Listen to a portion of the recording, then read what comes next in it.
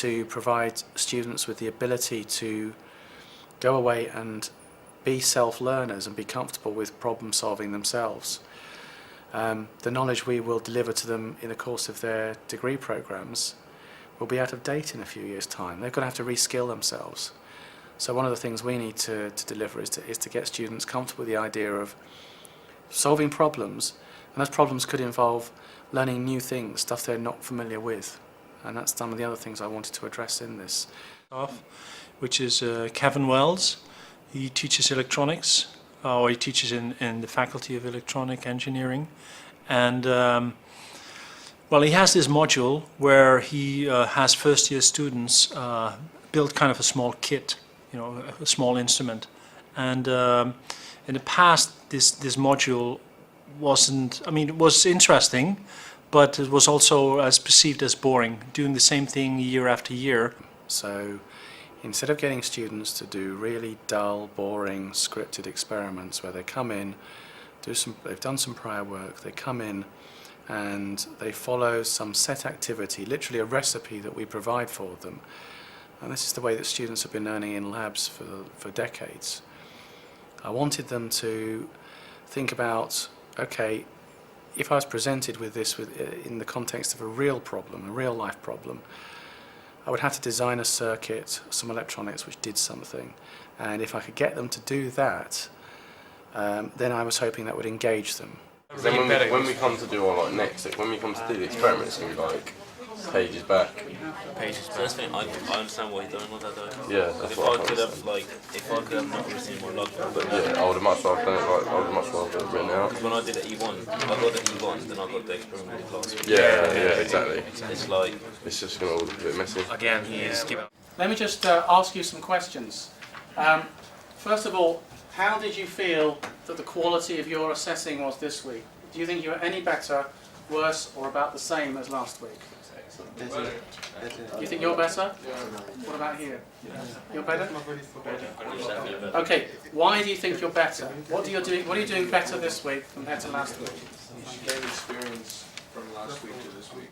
So you've got a ranking that's produced via some marking scheme, some assessment scheme, and then I also asked you to just look at the logbooks and then just to put them in a ranking order while team manager added up all the scores.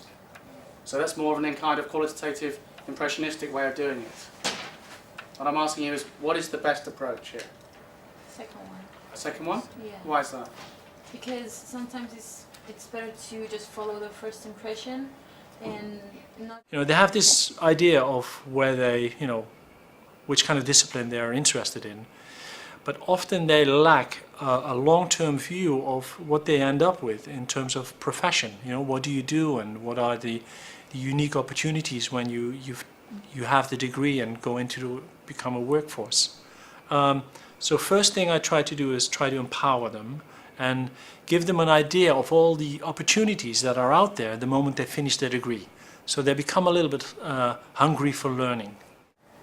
Now components become so small that you get complete systems on a chip.